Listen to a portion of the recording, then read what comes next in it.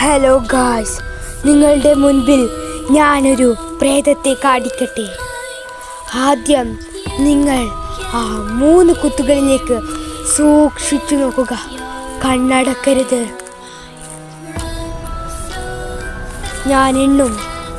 1 2 3 4 5 6 7 8 9 10.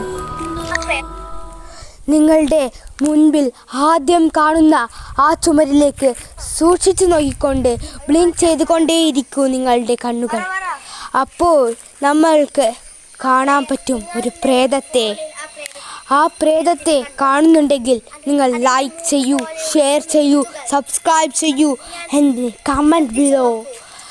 അല്ലെങ്കിൽ ആ പ്രേതം നിങ്ങളെ കൊല്ലും ഗായ്സ്.